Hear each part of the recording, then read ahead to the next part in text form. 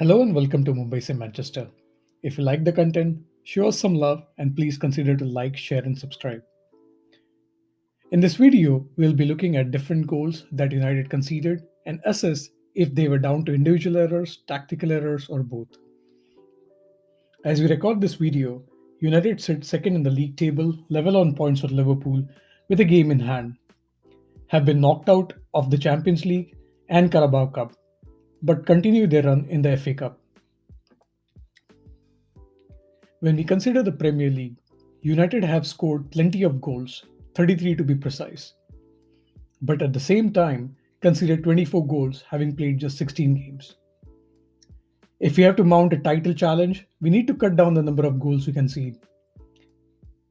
Liverpool, who won the title last season, conceded only 37 overall, while City only 35 in the previous one. So let's take a look at the different ways we have conceded goals. Let's start off with the first game of the season, the one against Crystal Palace, which United lost 1-3 at home. This is the very first goal we conceded. Lindelof is in a 1v1 situation with Jeffrey Schlupp, who is physically stronger. When we look at the bigger picture, we have 6 United players against 4 of Crystal Palace.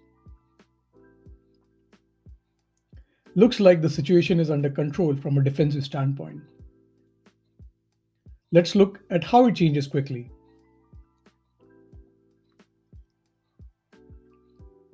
Schlupp is able to continue his run into the penalty box, and at this point, he probably has only one solid option, which is to cross the ball square and find Townsend. Pulling the ball at a much bigger angle and finding Zaha at the edge of the box might be difficult for Schlupp. Reading this situation, Maguire and Shaw should have made the utmost efforts to gauge where the ball might be played.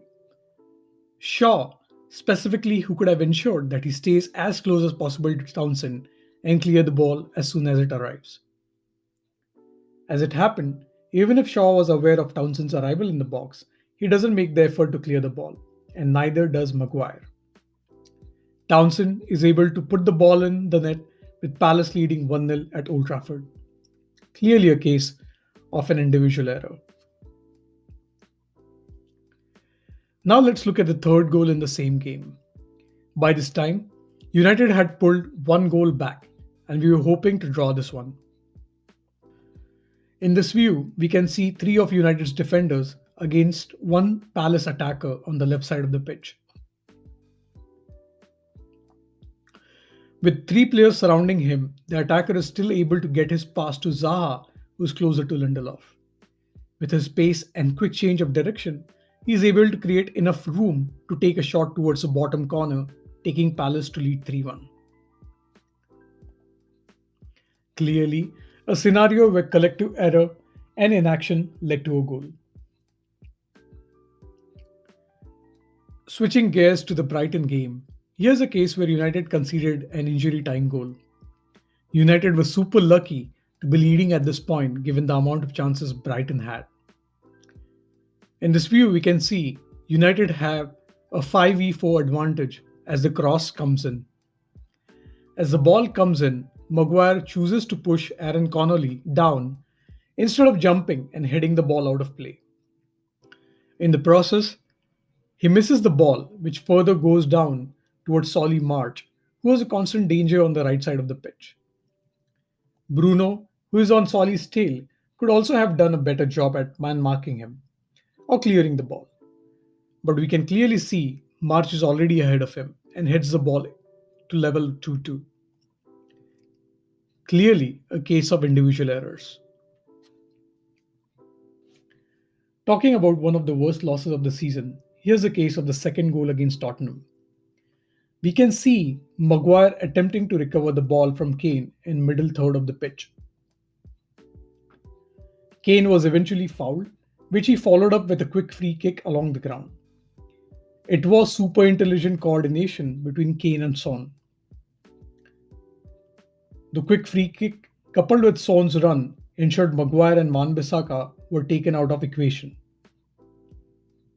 Who was positioned better at the time of the foul, could have done a better job. Knowing that Son has blistering pace and intelligence, he could have dropped back a bit, which could have given him a better chance of catching his opponent. Clearly, a case of individual error again. Here's a build up to Arsenal's goal. This was one game with no major chance created on either end, but United ended up losing 1-0 at home. We can see that Willian plays the ball around Shaw, hoping to find Bellerin, who is marked by Pogba. Considering Bellerin's position and the direction of his momentum, Pogba has no reason to stick his foot out and concede a penalty. Once again, an individual error causing us the loss. Here's a set piece situation during the home game against PSG. United is using zonal marking to defend. In the 6-yard penalty box, we can see 6 United players versus 3 of PSG's. McTominay wins the incoming ball and heads it out, though the ball stays in place and goes towards the edge of the 18-yard box. Herrera, who is on the edge of the box, unmarked, unpressed, takes a shot. The shot isn't that great, finds Kimpembe, who is luckily able to deflect the ball to Marquinhos, who is free to score.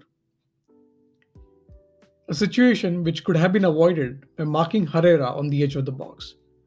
Rashford and Fred could have easily done so. This goal could have been avoided had we not focused to commit so many players close to the 6-yard box, and at the same time, individuals could have done a better job at reading their space. So clearly, a case of tactical as well as individual error.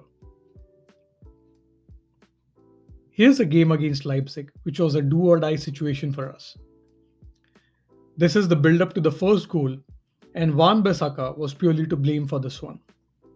For some reason, he chooses to stay close to Lindelof and not maintain pressure on Angelino, who kept on running in that right channel.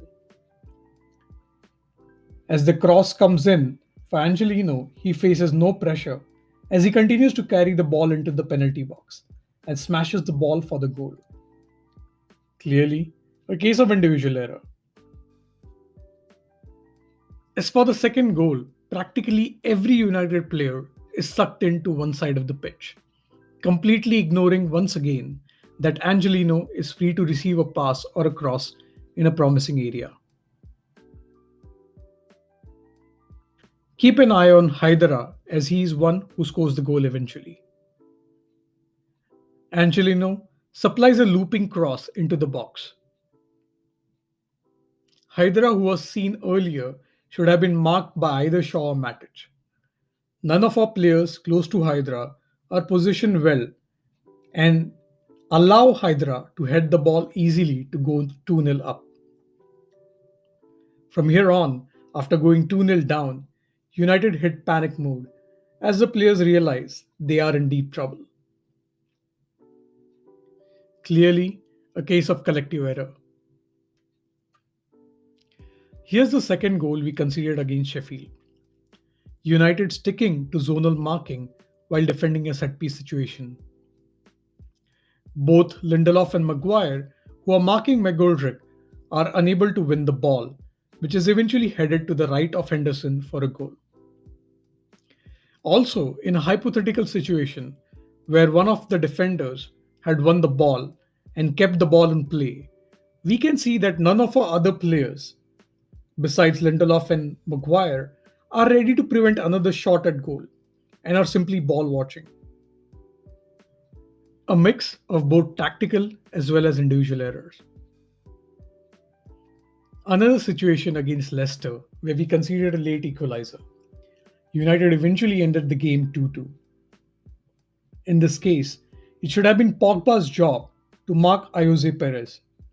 There is no sense of urgency from him, which allows Perez to cross the ball in for Jamie Vardy, who is a tough player to mark in the box. Vardy shoots the ball, which is deflected off Tuanzebe into the back of the net. Clearly, an individual error. Here's a recent case against City where we conceded a goal on a free kick. Maguire is clearly more concerned about marking or trying to play City offside instead of clearing the ball. We can clearly see the ball so close to his feet, which he did not deal with. Clearly, an individual error. We saw 10 cases here, which were a mix of individual, collective, and tactical issues which led to the goal. So, as fans, we should know there is no single fix. United clearly need a commanding defender like Rio Vidic, who loves to defend and manages the back line and players in front of him. But in addition, our coaching staff needs to make efforts to change things a bit and improve how we set up on the pitch. Let us know if you think otherwise in the comment section. If you like the content, please consider to like, share and subscribe. Ciao.